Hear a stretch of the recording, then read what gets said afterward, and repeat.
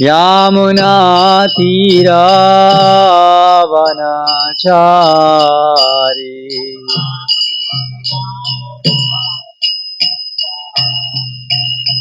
जय राधा माधव कुंज बिहारी।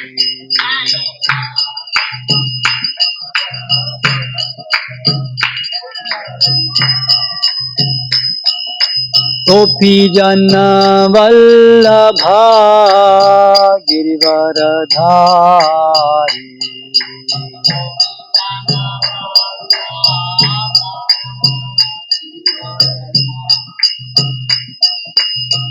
यशोदानंदन ब्रज जन रंजन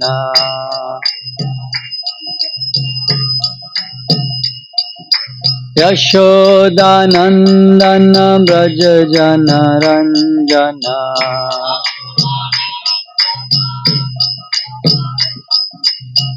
यमुना तीरावनचारी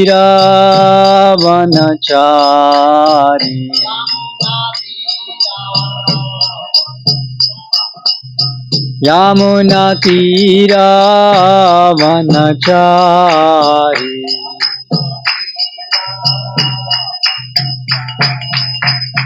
जय राधा माधव कुंज बिहारी।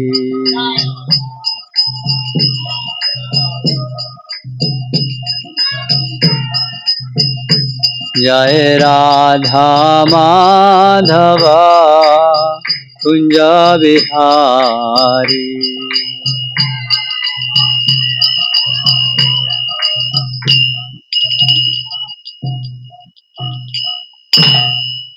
जय ओम विष्णुपाद परमहंस परिव्राजकाचार्य स्तोत्र श्री श्रीमद् अभय चरणारविंद भक्ति वेदांत स्वामी श्रीपाद की जय। जय ओम विष्णुपाद परमहंस परिव्राजकाचार्य स्तोत्र श्री श्रीमद् भक्ति सिद्धांत सरस्वती गोस्वामी श्रीपाद की जय। अनंत कोटि वैष्णव वृंद की जय। नामाचार्य श्री हरिदास ठाकुर की जय। प्रेम से कहो श्री कृष्ण चैतन्य प्रभु नित्यानंद श्री अद्वैत गदाधर श्रीवासादि गौर भक्तवृंद की जय। श्री श्री राधा कृष्ण गोप गोपीनाथ श्याम कुंद राधा कुंद गिरि गोवर्धन की जय। वृंदावन मथुरा धाम की जय। नवदीप मायापुर धाम की जय। भक्ति देवी की जय। तुलसी महारानी की जय। समवेत भक्तवृंद की जय। गौर प्रेमानंद।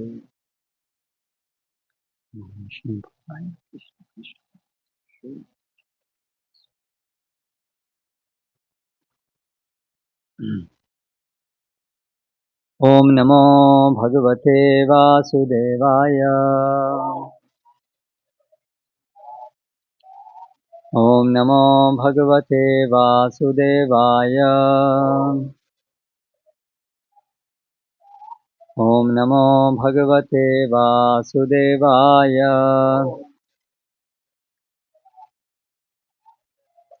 श्रीमद् भागवतम स्कंद 2 अध्याय 8 राजा परीक्षित द्वारा पूछे गए प्रश्न। श्लोक क्रमांक 8। शब्द पाठ। आसीत यत उदरात पद्मं लोक संस्थान लक्षणं यावान अयम वै पुरुषः इयत्ता अवयवैः पृथक् तावान असौ इति प्रोक्तः संस्था अवयववान इव।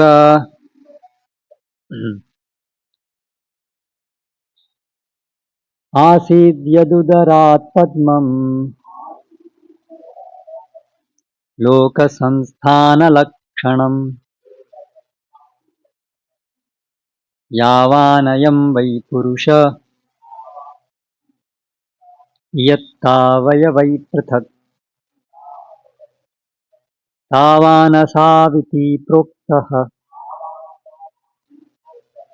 संस्थावयववानिव।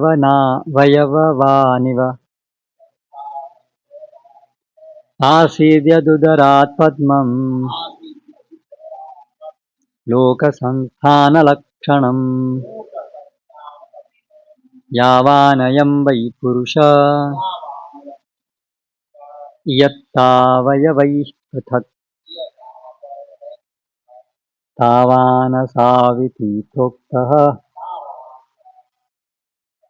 संस्थावयववानिव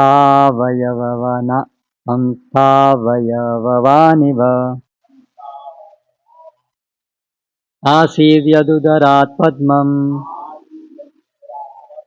लोकसंस्थानलक्षणम् यावानयं वै पुरुष यत्तावयवैः पृथक् तावानसाविति प्रोक्तः संस्थावयववानिव।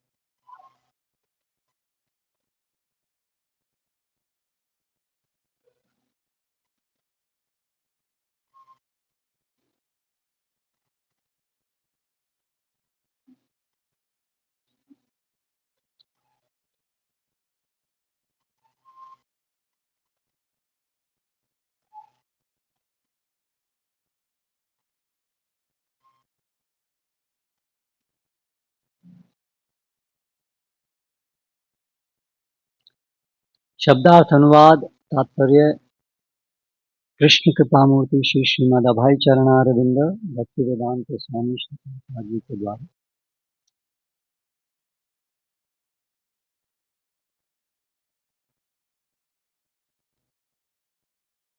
आसीत जिस प्रकार निकला, यत उदरात जिसके उदर से, पद्मम कमल का फूल, लोक संसार, संस्थान स्थिति, लक्षणम लक्षण, यावान जैसा था, अयम यह, वै निश्चय ही, पुरुषः श्री भगवान, यत्ता माप, अवयवैहि अवयवों से, पृथक भिन्न, तावान वैसा, असौ वह, इति प्रोक्तः ऐसा कहा जाता है, संस्था स्थिति, अवयववान अवयव से युक्त, इव सदृश। यदि पूर्ण पुरुषोत्तम भगवान जिनके उदर से कमलनाल बाहर निकलता है अपने माप के अनुसार विराट शरीर धारण कर सकते हैं, तो फिर भगवान के शरीर तथा सामान्य जीवात्माओं के शरीर में कौन सा विशेष अंतर है। तात्पर्य यहाँ यह ध्यान देने की बात है कि महाराज परीक्षित कितनी बुद्धिमानी से भगवान के दिव्य शरीर के विषय में ज्ञान प्राप्त करने के लिए अपने गुरु से प्रश्न करते हैं। इसके पूर्व कई बार कहा जा चुका है कि भगवान ने कर्णावकाशाई विष्णु के सदृश विराट शरीर धारण किया।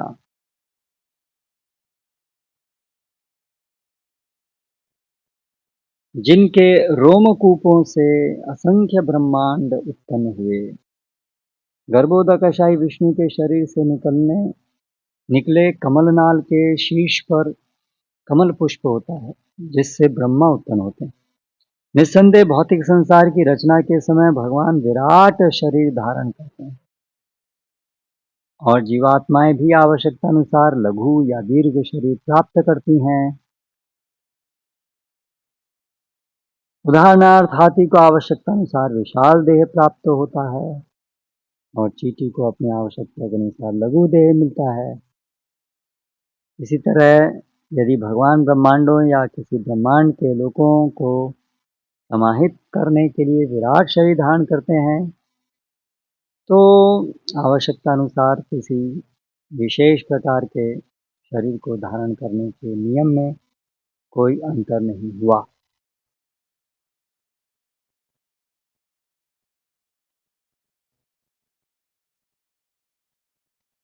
जीव तथा ईश्वर को केवल शरीर के आकार के कारण पर विभेदित नहीं किया जा सकता। अतः इसका उत्तर इस पर निर्भर करता है कि भगवान के शरीर का सामान्य जीव के शरीर की तुलना में विशिष्ट महत्व क्या है। ओम अज्ञानतिमिरान्धस्य ज्ञानाञ्जनशलाकया चक्षुरुन्मीलितं येन तस्मै श्रीगुरवे नमः। श्रीचैतन्यमनोभीष्टं स्थापितं येन भूतले स्वयं रूपः कदा मह्यं ददाति स्वपदान्तिकं। वन्देऽहं श्रीगुरो श्रीयुतपदकमलं श्रीगुरून् वैष्णवांश्च श्रीरूपं साग्रजातं सहगणरघुनाथान्वितं तं सजीवं साद्वैतं सावधूतं परिजनसहितं कृष्णचैतन्यदेवं श्रीराधाकृष्णपादान् सहगणललिता श्रीविशाखान्वितांश्च।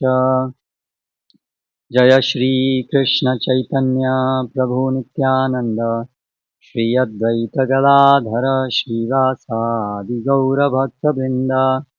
हरे कृष्णा कृष्णा कृष्णा हरे हरे, हरे राम राम राम हरे हरे।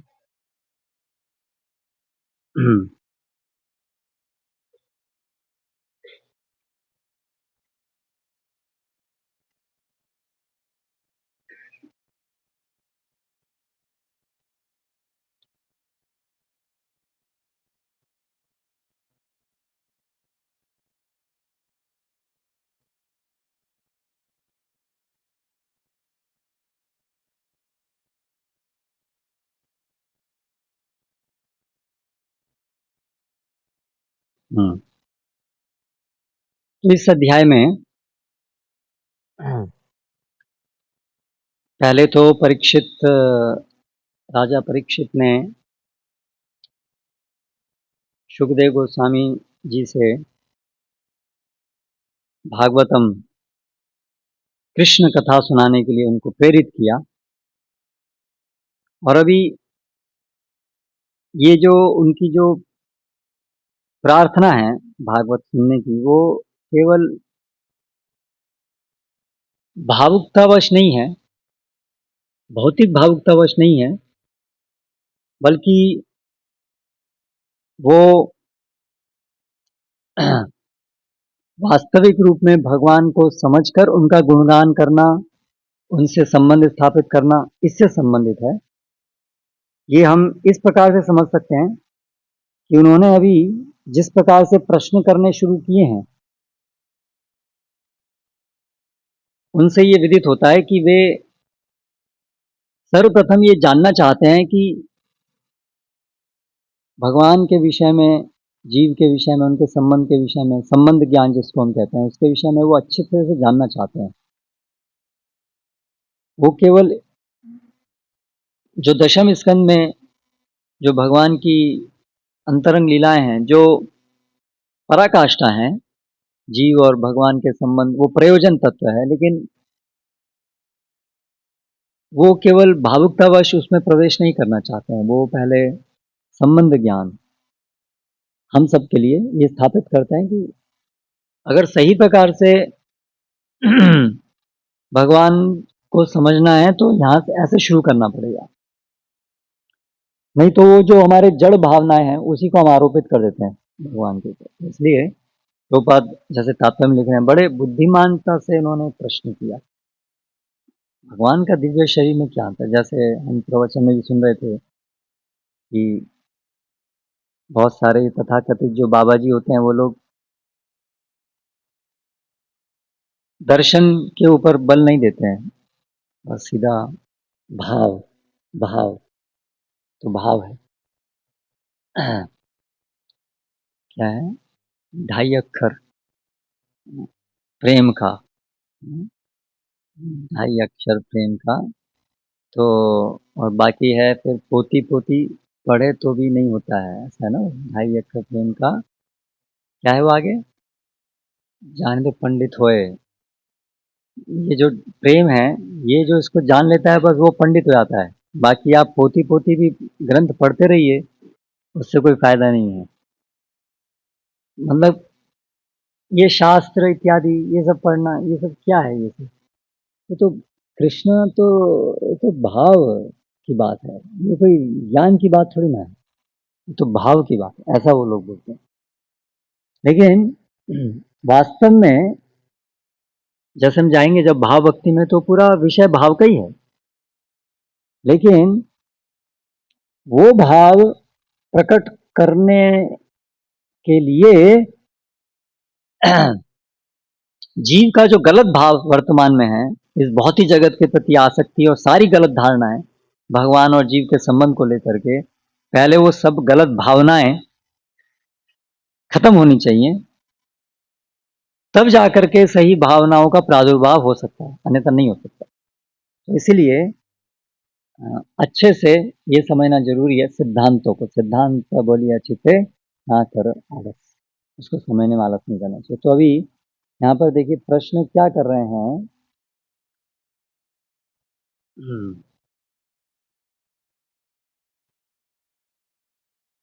पूर्ण पुरुषोत्तम भगवान जिनके उदर से कमल नार बाहर निकला, आपने अपने माप के अनुसार विराट शरीर धारण कर सकते हैं, तो फिर भगवान के शरीर तथा सामान्य जीवात्माओं के शरीर में कौन सा अंतर रह गया?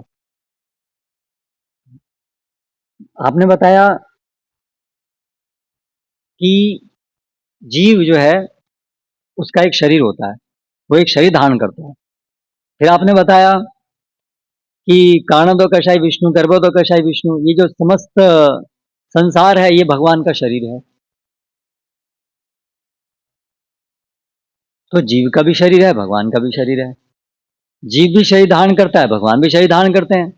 जीव का शरीर छोटा है, भगवान का शरीर बड़ा है, विराट रूप। ये सारा जो संसार है ये भगवान का शरीर है, ये आपने बताया। भगवान के शरीर से पद्म, ये पद्मनाल निकलती है और उसमें पद्म होता है, और वो जो पद्मनाल है वो सब अवयव हैं इस संसार के, यानी कि सारा संसार क्या है? ये सारा संसार भगवान का शरीर है ना, विराट रूप। तो फिर अंतर क्या हुआ? वो तो चींटी का शरीर छोटा होता है, हाथी का शरीर बड़ा होता है, भगवान का शरीर और बड़ा हो गया। तो फिर चींटी भगवान, चींटी जैसे चींटी और हाथी में कोई अंतर नहीं है मौलिक रूप से, है ना, बस शरीर बड़ा है, बड़ा छोटा है, लेकिन उससे जो उनकी, उनका जो स्वभाव है, नेचर है, उसमें तो कोई अंतर नहीं आया। वो भी एक शरीर धारण किए, ये भी एक शरीर धारण किए हुए, वो छोटा शरीर है, वो बड़ा शरीर है। तो ऐसे आप कह रहे हैं भगवान का बहुत बड़ा शरीर है, सबसे बड़ा शरीर है। तो उससे फिर ये अंतर कैसे हुआ? जीव में और भगवान में फिर अंतर क्या हुआ? भगवान के देह में और जीव के देह में अंतर क्या हुआ? उनकी मूल अवस्था में और उनकी मूल अवस्था में अंतर क्या हुआ? फिर ये कैसे हम समझें कि भगवान का चिंतन करने से, भगवान की भक्ति करने से हम माया से मुक्त हो जाते हैं? क्योंकि उनका भी शरीर और ये सब तो एक ही है। तो ये प्रश्न है, बहुत ही गहरा प्रश्न है। तो ऐसा ही प्रश्न विदुर जी ने भी किया था। वो क्या कह रहे हैं? तीसरे स्कंद में आता है, सातवें। ब्रह्मन कथम भगवत चिन्मात्रस्या विकारिणः लीलया चापि युंजीरन निर्गुण से गुणाक्रिया। ये बताइए कि भगवान तो चिन्ह मात्र हैं, चिन्ह मात्र मतलब केवल चित्त, उनमें कोई भी भौतिकता है ही नहीं, वो तो पूरी तरह से स्पिरिचुअल है। चिन्ह मात्रस्य, उसके ही बने हुए हैं वो, चिन्ह मात्रस्य। तो अविकारिण, उनका विकार नहीं होता है। ठीक है, ये आपने बताया।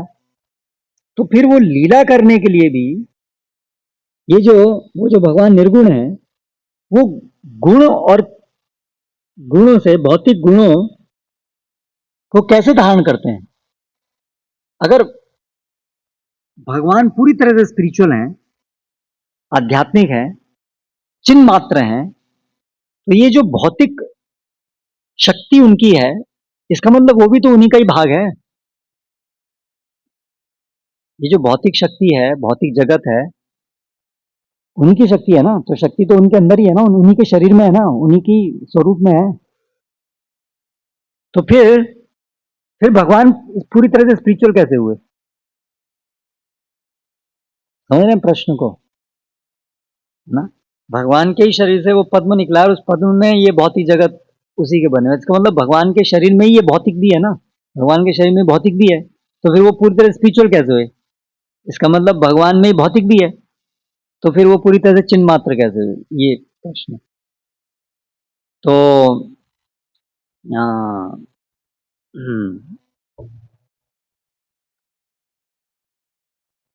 भगवान मैत्रेय उत्तर देते हैं, सेयं भगवतो माया यन्न येन विरुध्यते ईश्वरस्य विमुक्तस्य कार्पण्यमुत बंधनम,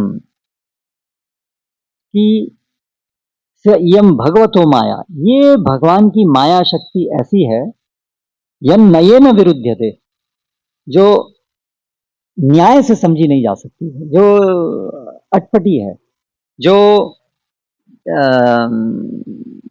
बड़ी समझने में थोड़ा मुश्किल है उसको। ये माया ऐसी चीज है। नहीं तो वास्तव में जो ईश्वर हैं, जो मुक्त हैं, उनका बंधन कैसे हो सकता है? उनके अंदर भौतिक अवयव कैसे हो सकते हैं? तो इसको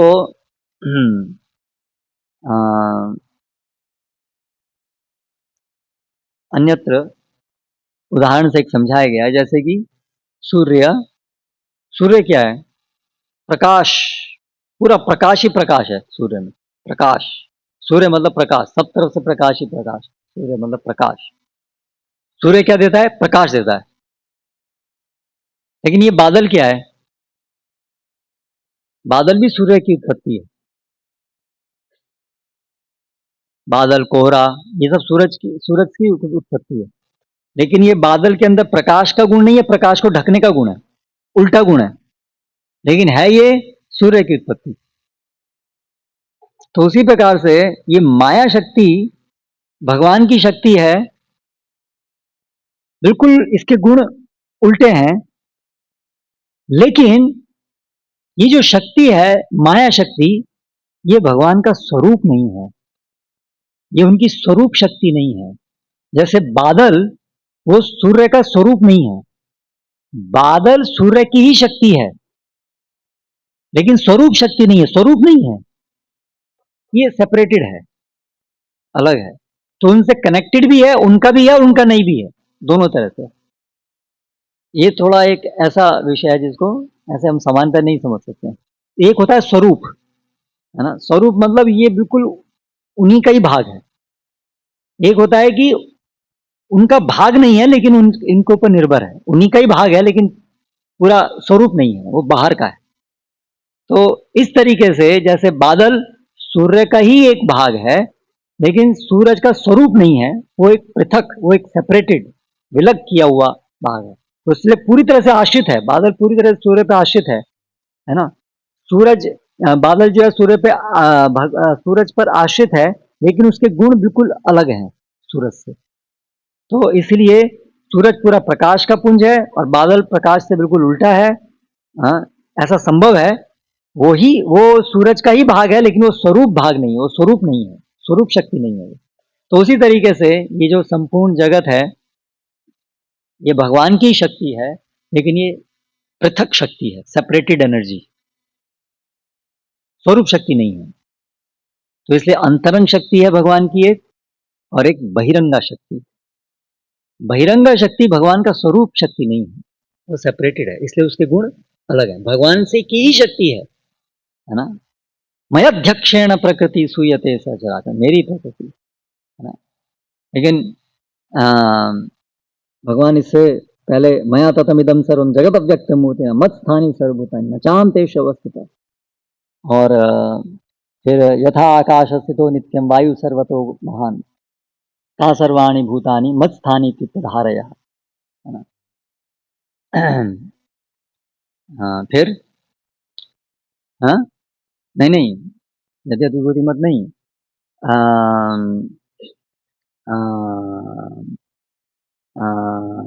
क्या है, मैं इनके कार्यों से प्रभावित नहीं होता हूँ। नहीं नहीं नहीं नहीं, ना हम, क्या है भगवद गीता,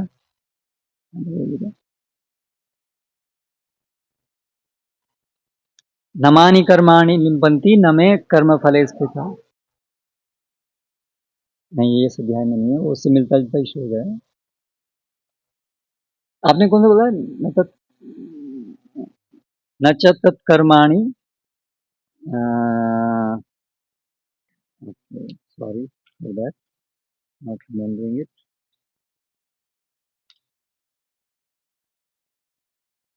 न च मत्स्थानीत्युपधारय,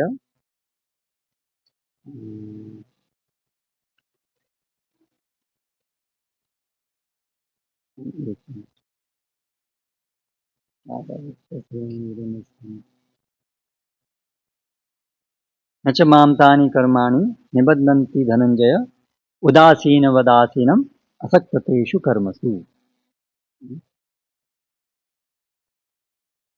नवा श्लोक, न च मां तानि कर्माणि निबध्नन्ति धनंजय। ये सब जो प्रकृतिं स्वाम अधिष्ठाय विसृजामि पुनः पुनः, मैं ही सृष्टि का सृजन करता हूँ, है ना। लेकिन न च मां तानि कर्माणि निबध्नन्ति धनंजय उदासीन वदासीनम असक्ततेषु कर्मसु। मैं उदासीन होकर के बैठा हूँ, ये सब कार्य हो रहे हैं, हाँ, मैं ही प्रकृति स्वाम अवष्टभ्य, मैं ही मेरी इसमें प्रकृति को एक्टिवेट करने वाला मैं ही हूँ। अरे आप ही हैं तो फिर आप उससे कनेक्टेड हो गए ना। नहीं नहीं, मैं उदासीन, मैं कनेक्टेड हूँ भी कनेक्टेड नहीं भी हूँ। न च मां तानि कर्माणि निबध्नन्ति, क्योंकि जनरली कोई भी अगर कार्य करते हैं, हमारे मेरे ही कार्य मेरी शक्ति से कर रहा हूँ तो मैं उससे कनेक्टेड जाता हूँ, बन जाता हूँ। तो आप ऐसे बनते नहीं, नहीं नहीं, न च मां तानि कर्माणि निबध्नन्ति धनंजय उदासीन वदासीनम असक्ततेषु। मैं उदासीन बैठा हुआ हूँ, लेकिन उदासीन है तो आपका इससे बिल्कुल मतलब बस कर दिया आपने, कर दिया छोड़ दिया। ऐसे कई लोग ऐसा सोचते हैं कि भगवान ने ये जगत बनाया और फिर अवकाश लेके कहीं चले गए दूर, अब ये जगत अपने आप बस चल रहा है, इसमें अभी उनका कोई हस्तक्षेप नहीं, वो कुछ पता नहीं, बस एक बार उन्होंने चाबी घुमाई, जैसे फिर घड़ी जो है अपने आप चल रही है, अभी वो अपने आप चल रही है। तो ये भी एक थ्योरी है कि भगवान ने, ठीक है भगवान ने बनाया पर बना करके बस अभी छोड़ दिया, अभी इनका इसमें कुछ नहीं है, कुछ कनेक्शन नहीं है भगवान का इससे बिल्कुल। तो भगवान कहते हैं नहीं, मैं अध्यक्षेण प्रकृति सूयते से चराचर, मेरी अध्यक्षता में काम कर रही है। तो मैं उससे परे भी हूँ, लेकिन ऐसा नहीं है कि मैं बिल्कुल डिटैच्ड हूँ उससे, मेरा उससे कोई लेना देना नहीं है, ऐसा नहीं है। लेकिन मैं व्यक्तिगत रूप से नहीं, मैं उसमें बाधित नहीं होता हूँ उसी क्रियाओं से। क्यों? क्योंकि ये जो मैं सृजन का कार्य कर रहा हूँ वो किस हेतु से कर रहा हूँ, उसके कारण। संसार में जीव जो भी कार्य करता है उसके पीछे उसका अपना कुछ हेतु होता है, इसकी वजह से वो उसके कर्म फल से बन जाता है। लेकिन भगवान कह रहे हैं मैं जो ये सृजन करता हूं, मैं अपने किसी हेतु के लिए नहीं करता, मैं तो जीवों के लिए करता हूं। इसलिए सृजन करते हुए भी मैं इससे बिल्कुल बंधा हुआ नहीं रहता। ये पूरी भगवद गीता में बहुत बड़ा थीम है ना? इसी को जान करके पूर्व पूर्वतरम कृतम, और अगर तुम भी इस प्रकार से अनासक्त होकर करोगे तो तुम भी इससे कर्म फलों से नहीं बंधोगे।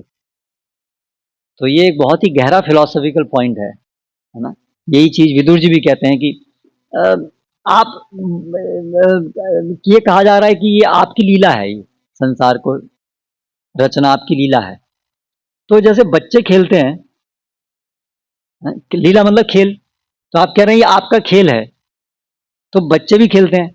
तो बच्चे खेलते हैं तो उनकी तो काम वासना, उनकी तो इच्छा होती है खेलने की, इसलिए खेलते हैं। तो आप क्यों खेलते हैं? इसका मतलब आपकी भी कुछ इच्छा है क्या? हाँ, तो बच्चे की इच्छा है, मुझे कुछ चाहिए। भगवान की जगत को सजन करने के पीछे ऐसी कोई इच्छा नहीं है। इसलिए न माम कर्माणि लिम्पन्ति न मे कर्म फले स्पृहा।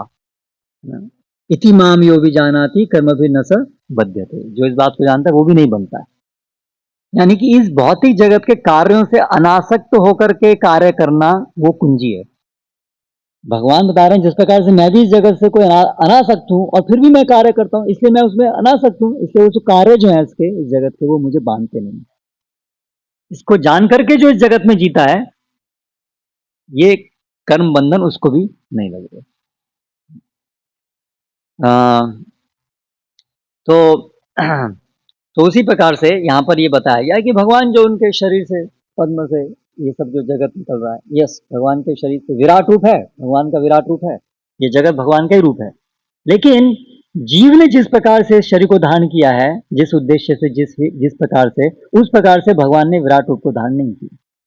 जी हमने जो इस शरीर को धारण किया किसी अपनी इच्छाओं के कारण, भोगने की इच्छाओं के कारण इसको किया है। लेकिन भगवान ने जो विराट रूप धारण किया है वो किस उद्देश्य से किया है? केवल जीव के उद्धार के लिए, जीव के हेतु के लिए। उनका उसमें अपना कोई स्वार्थ नहीं है, उनका अपना कोई उद्देश्य नहीं है। इसलिए ये भौतिक जगत के कार्य उनको नहीं मानते। इसीलिए ये इसका जो इस प्रश्न का उत्तर है ना, ये भगवान फिर मतलब ये जो है सुखदेव गोस्वामी जी फिर भगवान के शरीर में, भगवान में और जीव में क्या अंतर रह गया? यदि दोनों दोनों ही शरीर धारण करते हैं, एक विराट और एक ये, तो इसका उत्तर जो है अगले 9वें अध्याय में दिया गया एक एक प्रश्न का। तो ये जो इस श्लोक का प्रश्न है उसके उत्तर में ये कहते हैं, हे राजन, भगवान ने ब्रह्मा जी की भक्ति योग की निष्कपट तपस्या से अत्यंत प्रसन्न होकर उनके समक्ष अपना शाश्वत दिव्य रूप प्रकट किया और बद्ध जीव की शुद्धि के लिए यही परम लक्ष्य भी है। यानी कि ये जो शाश्वत रूप जो ब्रह्मा जी के सामने प्रकट किया, जिसमें ब्रह्मा जी ने देखा, ब्रह्मा जी समझ नहीं पा रहे थे ना कि मेरी उत्पत्ति कहां से हुई है, इसलिए वो गर्भ समुद्र के अंदर गए, देखा क्या है, मैं कहां से उत्पन्न हुआ हूं, क्या है सब ये। फिर उनको शब्द सुनाई दिए, तपा तपा तपा। फिर उन्होंने भक्ति की भगवान की, भगवान ने उनके हृदय में प्रेरित किया भक्ति योग को। फिर उन्होंने भक्ति की, फिर उन्होंने क्या देखा? फिर उन्होंने देखा ये गर्भोदकाशायी विष्णु, प्राणोदकाशायी विष्णु।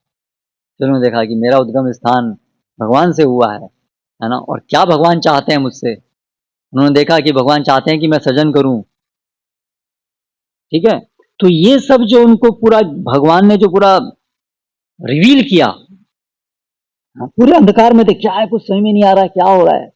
और फिर भगवान ने उनको प्रेरित किया भक्ति करो, और भक्ति करने से क्या हुआ, वो सब जो पूरा कंफ्यूजन था वो पूरा कि क्या है, सब कुछ समझ में नहीं आ, अंधकार अंधकार अंधकार, कुछ समझ में नहीं आ रहा है, वो फिर भगवान ने उसको हटा दिया, अंधकार को सब कुछ रिवील कर दिया। ये है सब, देखो ये मैं हूं, ये तुम्हारी और तुम्हारा मेरा ये संबंध है, और मैं तुमसे ये चाहता हूं, तुम ये करो। हाँ, क्लियर।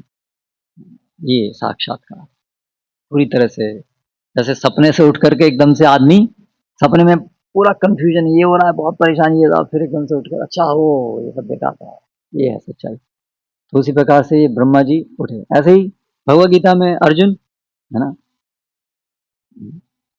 परम ब्रह्म परम धाम पवित्रम परमम भवान पुरुषम शाश्वतम दिव्यम आदि देवम अजम विभुम।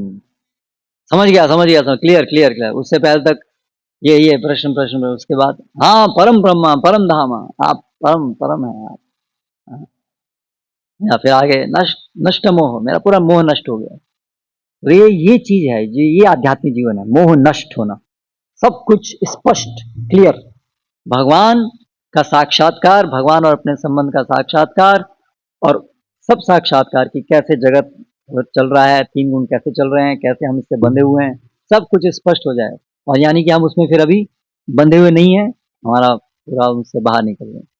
तो ये क्या हुआ कि ब्रह्मा जी ने जो भक्ति योग किया, निष्कपट तपस्या की भक्ति योग में, उससे प्रसन्न होकर के भगवान ने वो साक्षात अपना शाश्वत रूप दिखाया।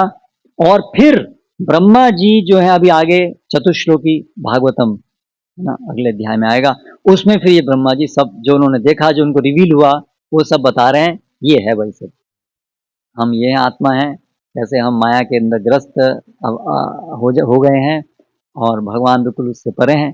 तो आ, तो इस प्रकार से वो अभी बता रहे हैं कि ये भगवान का शाश्वत रूप है, ये दिव्य रूप है, इसके अंदर ये भौतिक नहीं है, ये पूरा दिव्य रूप है। विराट रूप जो है वो भगवान का शरीर है, लेकिन भगवान ने वो शरीर अपनी इच्छा से, योग माया से उसको स्वीकार किया। श्रीधर स्वामी ये चीज बताते हैं कि जीव के शरीर में और भगवान के इस विराट रूप को धारण करने में क्या अंतर है। जीव जो शरीर धारण करता है वो अविद्या के कारण धारण करता है। भगवान जो विराट रूप, ये जो जगत बना रहे हैं, वो अपनी स्वयं की इच्छा शक्ति से बना रहे हैं, अविद्या के कारण नहीं है, वो भगवान की लीला शक्ति के कारण है। वो जीवों के उद्धार के लिए, वो भगवान के अपने कोई भगवान को कभी कोई स्वार्थ इस तरह से नहीं होता है, भगवान के अंदर अविद्या का लेश नहीं आ सकता है, भगवान उसके स्वामी है, इसलिए वो कभी भी भगवान को ढक नहीं सकते। जैसे बादल सूरज से ही बनता है, लेकिन बादल कभी भी सूरज को नहीं ढक सकता। कोई मतलब संभावना ही नहीं है कि बादल कभी सूरज को ढक पाए, संभावना ही नहीं है, अत्यंत तुच्छ है ना। बादल की स्थिति सूरज के सामने कितनी तुच्छ है, कहाँ सूरज और कहाँ ये एक बहुत छोटा सा ही जगत। ये पूरा आप ये अगर ये पूरा पृथ्वी लोक भी आप ले लें, ये सूरज की तुलना में क्या है, ये बहुत छोटा है। और उस पृथ्वी पे भी सब जगह बादल नहीं होता है ना, बादल तो बहुत थोड़ी जगह पे होता है। तो आप सोचिए कितना नगण्य है ये बादल, सूरज। तो ये सूरज को ढकने मतलब कोई इसमें संभावना ही नहीं है। तो उसी प्रकार से ये जो अविद्या है, ये भगवान की बहुत ही ऐसी शक्ति है जो भगवान से लज्जा खा करके पीछे रहती है, सामने भी नहीं आती है, विरज्यमाना, पीछे रहती है। तो भगवान की शक्ति है, लेकिन इसको ये भगवान को कभी ढक नहीं सकती, ये भगवान की सेविका है, भगवान की सेविका है। ये अंतर है। जीव जो ये जीव का जो शरीर है, ये उसकी अपनी शक्ति नहीं है, ये उसकी अपनी शक्ति नहीं है, ये भगवान की शक्ति है जो उसको आच्छादित किया। उसका ये शरीर को धारण करने के लिए उसका नियंत्रण नहीं है, विवश होकर के हमें शरीर धारण करना पड़ता है। इसलिए ये अविद्या के कारण, भगवान जो विराट रूप और जगत सृष्टि कर रहे हैं, वो इस प्रकार से अविद्या शक्ति के द्वारा नहीं है, वो योग माया से। ना हम प्रकाश सर्वस्य योग माया समावृता। तो भगवान अपनी योग माया से, फिर जो लोग भगवान को शरणागत नहीं होते, उनको ये सब चीज समझ में नहीं आती, वो कंफ्यूज रहते हैं, इसलिए मायावादी बन जाते हैं। फिर या तो भौतिकतावादी रहते हैं, या तो मायावादी। ये क्या है, ये मायावादी, अरे ये संसार तो बेकार है, हाँ ठीक है, तो सत्य क्या है, तो सत्य बिल्कुल इससे विपरीत होगा। हाँ, और ऐसा करके वो कुछ अपने मन से जो कल्पनाएं करते हैं, तो निराकार निर्विशेष कोई ब्रह्म होगा। तो इस प्रकार से अपने बलबूते पर कभी नहीं समझ पाते हैं। तो इसके लिए क्या चाहिए, यहाँ से बात जो निर्धारित हो रही है वो ये हो रही है, केवल ये सब जो रहस्य है, ये सब रहस्य कब और कैसे उद्घाटित होगा, ये केवल भक्ति से ही उद्घाटित होगा। भगवान जैसे ब्रह्मा जी ने जिस प्रकार से भगवान की शरण ली, भक्ति की, और तब उनको ये रहस्य उद्घाटित हुआ, ऐसे ही ये रहस्य उद्घाटित होगा। इसलिए जो प्रश्न था परीक्षित महाराज का, तो फिर भगवान का भी वही रूप है, तो भगवान को फिर ये भगवान की भक्ति करने से कैसे क्या होगा, फिर उससे क्या फायदा होगा। तो यस, ये होगा कि भगवान का रूप ऐसा नहीं है, और ब्रह्मा जी ने भक्ति करके ही ये समझा कि भगवान का रूप अलग है। इसी प्रकार से यदि हम भी भगवान की सेवा करेंगे, तो हम भी इस माया से निकलेंगे। तो देखिए, ये जो हम सभी हर रोज अनुभव कर रहे हैं कि ये माया इतनी इतनी जटिल है, इतनी जटिल है कि कृष्ण यही है, हर रोज गौर निताय हैं, प्रभुपाद हैं, कृष्ण यही है, लेकिन हम बिल्कुल उनसे अनभिज्ञ हैं।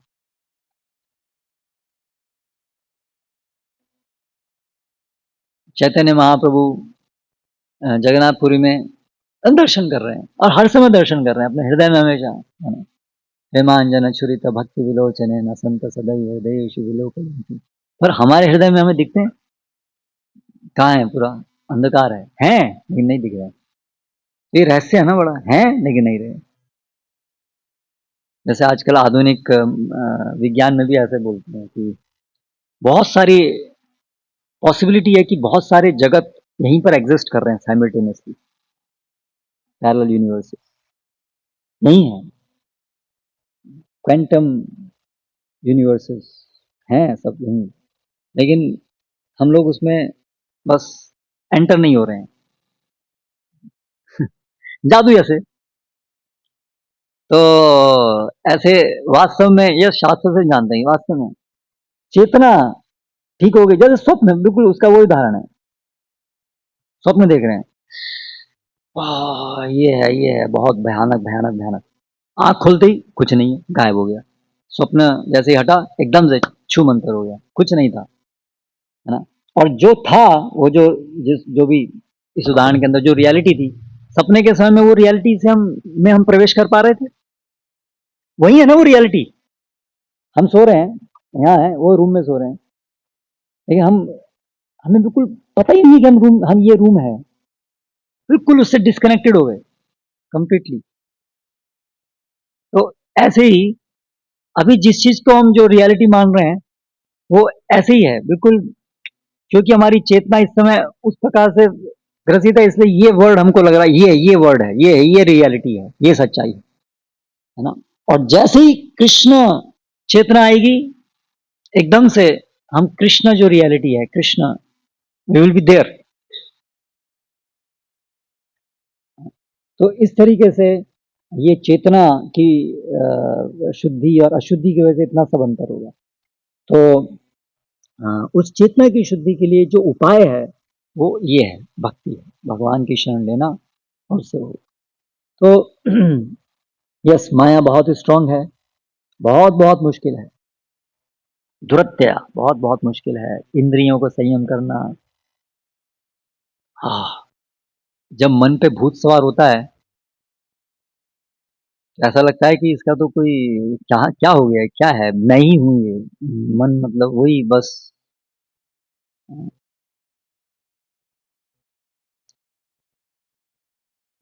जैसे मन में जब उल्टी सीधी इच्छाएं आती हैं, जब भगवान की सेवा की जगह भोग करने की और या इलिसिट डिजायर्स, तो लगता है कि मन, मतलब ये मैं ही सोच रहा हूँ ना, तो मैं ही सोच रहा हूँ, तो ये सोच रहा हूँ, तो इससे अलग कैसे होऊंगा मैं, इससे अलग, क्योंकि यही तो मेरे पास है सोचने के लिए, और ये ऐसा है तो ये अलग कैसे होगा। पूरा गुथा हुआ है पूरा एक साथ। लेकिन जब बहुत से लोग हैं जिनके माइंड में इस समय ऐसी बहुत सारी इच्छाएं नहीं है, तो उनके दिमाग में नहीं नहीं बस खत्म। या सेवा की इच्छाएं बहुत शुद्ध भक्त हैं, तो उनके अंदर तो हृदय के अंदर सेवा की इच्छाएं पूरी समाई हुई हैं। और एक व्यक्ति जिसके अंदर पूरा भोग करने की इच्छाएं समाई हुई हैं, तो ये क्या कैसे अंतर हुआ। तो भगवान का जहां संपर्क हो गया, जहां क्लियर कट भगवान की कृपा से भगवान प्रसन्न है, तो वहां ये माया शुक छू, वो विचार ही नहीं आएगा, इच्छा ही नहीं आएगी। और जहां भगवान की कृपा हटी, वहां पूरा ओवरवेल्म्ड, और पूरा ऐसा हो जाएगा कि अभी क्या करूंगा मैं, कोई इससे कैसे निकल सकता हूँ मैं, हावी हावी। और उस समय ऐसा लगेगा कि बस गया मैं, अभी क्या कुछ नहीं हो सकता, मैं यही यही मेरी वास्तविकता है, मैं इसी का बना हुआ हूँ, क्या करूंगा, कुछ नहीं। तो ऐसा है, ये माया बहुत बड़ी भी है, लेकिन एट द सेम टाइम भगवान के सामने कुछ कुछ नहीं है, भगवान की एक थोड़ी सी इच्छा से पूरा सफाया। तो इसलिए भगवान में कितनी शक्ति है। तो माया की शक्ति का जब साक्षात्कार होता है तब फिर भगवान की शक्ति उस समय ज्यादा अच्छे समझ में आती है, जब ग्रॉस रूप में माया का साक्षात्कार होता है, तो इतनी बड़ी है ये, ओ बहुत बड़ी है। तो फिर भगवान कितने बड़े हैं, फिर जब भगवान उसे निकालते हैं तब हमें, हाँ, भगवान आप तो बहुत महान है, आपकी ये शक्ति इतनी बड़ी थी, लेकिन आपके सामने तो ये कुछ नहीं है। हाँ, वास्तव में बहुत महान। अभी आपके साथ खिलवाड़ नहीं करेंगे कभी, हमेशा ठीक रहेंगे। क्योंकि जहाँ थोड़ा सा भी गड़बड़ हुआ, आप अप्रसन्न हुए और माया को आपने बोला शू, तो वहाँ हम गए फिर कोई नहीं बचा सकता हमको। तो इसलिए भगवान को अप्रसन्न नहीं करें। उनको अप्रसन्न कर दिया, है ना, तो फिर माया पकड़ लेगी, और माया पकड़ी तो उसमें फिर कुछ नहीं कर सकते हम। लाचार हैं, बिल्कुल लाचार, बिल्कुल लाचार, हेल्पलेस। वो साक्षात्कार होना चाहिए, वी आर हेल्पलेस। माया के आगे वी आर हेल्पलेस, इसलिए डोंट प्ले विद माया। माया से खिलवाड़ नहीं कीजिए, हमें ये समझना चाहिए, माया से खिलवाड़ नहीं कीजिए। बिल्कुल सिंसियरली, चुपचाप भक्ति करिए, मैं भगवान के चरण इधर उधर उधर माया थोड़ा बहुत देख लूँ, थोड़ा सा एक बार और ट्राई करके देख लेता हूँ, इतना फिर कंट्रोल कर लूंगा। ऐसा सब नहीं कि ठीक है अभी तो मेरे कंट्रोल में ही है, थोड़ा सा खेल लेते हैं, थोड़ा सा एंजॉय कर लेते हैं, फिर वापस आ जाएंगे। ऐसा रिस्क नहीं लेना चाहिए, ऐसा रिस्क नहीं लेना चाहिए। जहां आपने थोड़ा सा भी किया, भगवान अप्रसन्न हुए, अच्छा ट्राई करना चाहते हो तो करो ट्राई, ये लो, बस तो ट्राई करते रह जाएंगे फिर। तो इसलिए ये इतनी खतरनाक चीज है कि इसमें 0.0001% भी हम रिस्क नहीं ले सकते, रिस्क बिल्कुल नहीं ले सकते हैं। और दूसरी तरफ पूरी गंभीरता से बिल्कुल एकनिष्ठ होकर के सेवा करनी है, भगवान की तरफ चलना है, तभी संभव है कि हम इस माया से निकल पाएंगे। बहुत फर्स्ट क्लास सिंसियरिटी चाहिए, नहीं तो नहीं निकल सकते। दुरत्त है यार, दुरत्त है, दुरत्त है। भक्तों में भी हम सब, हम अपने ही अपनी गुरु भाइयों के बीच में हम देख रहे हैं, हमने इतिहास में देखा है, उदाहरण देख रहे हैं कि भगवान की माया से कितने भक्त, कितने साधक इसमें प्रयास कर कर के भी च्युत हो गए हैं।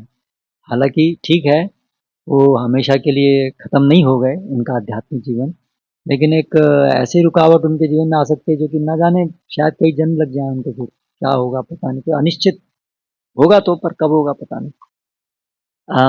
तो तो ऐसी परिस्थिति हमारे साथ नहीं हो, तो उसके लिए हमें पूरा विश्वास भी चाहिए कि यस, कृष्ण बचाते हैं। अगर हम गंभीर हैं, हम इनसिंसियर नहीं हैं, तो कृष्ण बचाते हैं। और कृष्ण बचाते हैं तो रियली भगवान अगर आलिंगन करते हैं, भगवान अगर हमें आश्रय देते हैं, तो फिर ये माया ऐसे हट भी जाती है। लेकिन अगर थोड़ा अप्रसन्न हुए तो माया फिर से पूरी आ भी जाती है।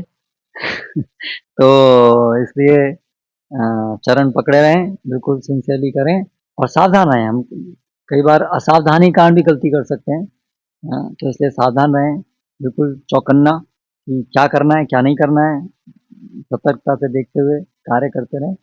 तो फिर धीरे धीरे निश्चित रूप से माया से निकल जाएंगे, माया बहुत ज़्यादा परेशान नहीं करेगी। परीक्षाएं तो कुछ होंगी, लेकिन हम उससे निकलते रहेंगे, निकलते रहेंगे। और फिर जैसे ब्रह्मा जी को पूरा साक्षात्कार, ऐसे ही धीरे धीरे, ऐसा नहीं कि वो बस एक क्षण होगा सब कुछ साक्षात्कार, उससे पहले कुछ नहीं, ऐसा नहीं है। धीरे धीरे धीरे चीजें स्पष्ट होती जाएंगी, यस, स्पष्ट स्पष्ट। भगवान का नाम, भगवान में कोई भेद नहीं है, ये धीरे धीरे और स्पष्ट होगा, और पूरी तरह से हम उस रियलिटी में एंटर कर रहे हैं, यस, हम उसको अनुभव कर रहे हैं कि भगवान और भगवान के नाम में अंतर नहीं है। भगवान है, भगवान से हम भगवान हमारी सुन रहे हैं, है ना, भगवान हमें प्रगति प्रदान कर रहे हैं, भगवान हमें इस माया से निकाल रहे हैं, भगवान हमें अपना सेवा का माधुर्य प्रदान कर रहे हैं, भगवान की सेवा में आनंद वर्धन हो रहा है ना। तो ये सब साक्षात्कार है, ये सब भगवान का अनुभव है, ये सब भगवान का अनुभव है। हाँ, अगर हम माया की चपेट में से निकले हुए हैं, ये बहुत बड़ा अनुभव है कि भगवान के संरक्षण में है। नहीं तो क्यों ऐसे लोग जो पूरी तरह से माया से ग्रस्त हैं, और हम लगता है अरे भाई क्या हो गया तुम्हें, क्या हो गया, आपको भगवान ने बचाया हुआ है बस, इसलिए आप वैसे नहीं है। इस जगत में, ये माया जगत है, इसमें सब माया के ही अंडर में है। अगर हम अभी माया से थोड़े से बाहर अगर निकले हैं कुछ, तो समझ लीजिए वो भगवान ने उसको, माया को बोला हुआ है, ठीक है इसको थोड़ा छोड़ दो, इसलिए बचे हुए हैं, नहीं तो नहीं। तो ये अनुभव है, ये साक्षात्कार है भगवान का। अगर आज हम हरे कृष्ण मंत्र जप कर पा रहे हैं, हम सेवा में कुछ उत्साह है, वो भगवान का अनुभव है, वो भगवान ही है। वो जो उत्साह है वो भगवान ही है, भक्ति का जो उत्साह है वो भगवान ही है। और अगर माया के डंडे खा रहे हैं वो भी भगवान ही है, क्योंकि माया भी भगवान की शक्ति है। लेकिन वो वाला साक्षात्कार मत कीजिए, माया वाला, उस तरीके से भगवान का दर्शन नहीं करना है। वो बहुत खतरनाक दर्शन है। वो जो पुलिस और वो जो डंडा है, वो फांसी है, वो भी गवर्नमेंट ही है, लेकिन वो वाला रूप नहीं देखना है भगवान का, गवर्नमेंट का। तो उसी प्रकार से ये माया, भगवान का जो ये वाला रूप है, माया वाला रूप, ये नहीं देखना की इच्छा करनी चाहिए। हरे कृष्ण। कोई प्रश्न?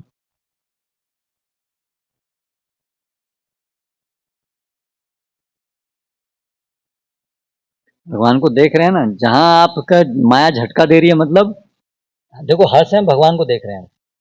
अगर माया के डंडे पड़ रहे हैं तो भी भगवान को देख रहे हैं, यही भगवान ही करा रहे हैं। ठीक है। और माया से अगर निकल पा रहे हैं तो वही भगवान का अनुभव है। तो भगवान को कहाँ नहीं देख रहे हैं? हर चीज तो भगवान के द्वारा संचालित हो रही है। ऐसी क्या चीज है जो उनके द्वारा संचालित नहीं हो रही है? तो भगवान को हम कहाँ नहीं देख रहे हैं, कब नहीं देख रहे हैं? देखने का मतलब थोड़ा होता है केवल आंखों से देखना। अंधा आदमी संसार में नहीं जीता क्या? जीता है ना। केवल देखना ही, मतलब केवल आंखों से ही देखना सब कुछ नहीं होता, उससे अलावा बहुत सारी इंद्रियां हैं हमारी, बहुत सारे अनुभव होते हैं, मन भी है, बुद्धि भी है, बहुत सारी चीजें हैं अनुभव करने के लिए। केवल आंखें ही सब कुछ नहीं है। हाँ, अभी बताइए क्या बोलोगे आप? भगवान को नहीं देखते हैं? दिख गए भगवान?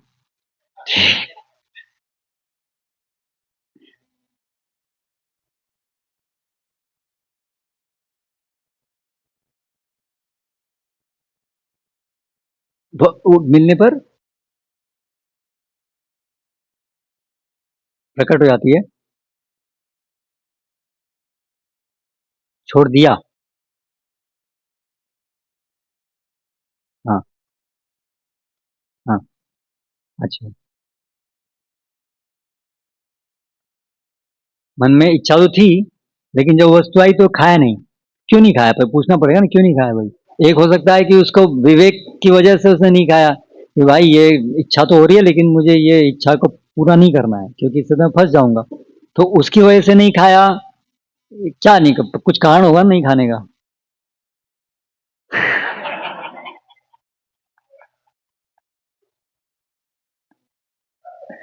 हाँ। हाँ।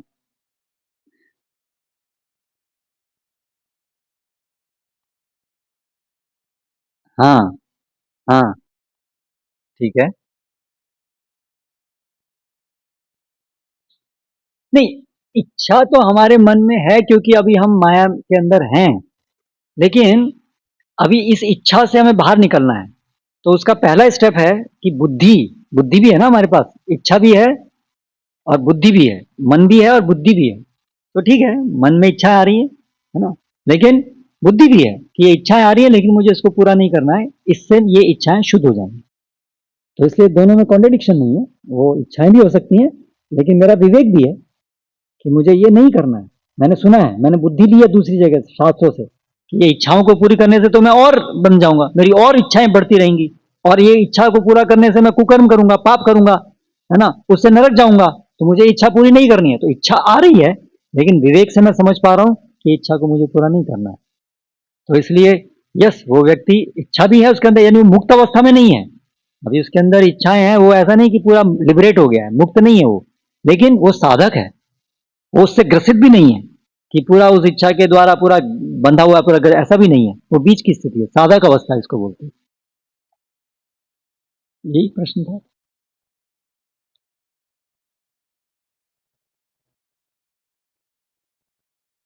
हाँ, ये तो प्रश्न उत्तर तो प्रश्न करने के लिए है। हम्म। हम्म।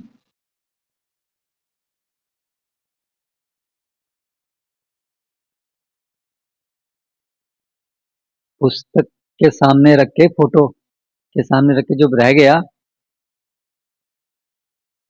प्रणाम करके लेते हैं। अब वो तो एक बहुत ही एक डिटेल, कोई पर्टिकुलर चीज की बहुत डिटेल हो गई। अ, वो तो इस क्लास से संबंधित नहीं है ना। ठीक है, ठीक है। अच्छा, यही बोला, मैंने सोचा बोल रहे हैं इसका ऐसा। ओके, ओके, ठीक। नहीं, नहीं, क्लास से संबंध बाद में पूछ लीजिए। हरे कृष्ण, शिला प्रभुपाद की।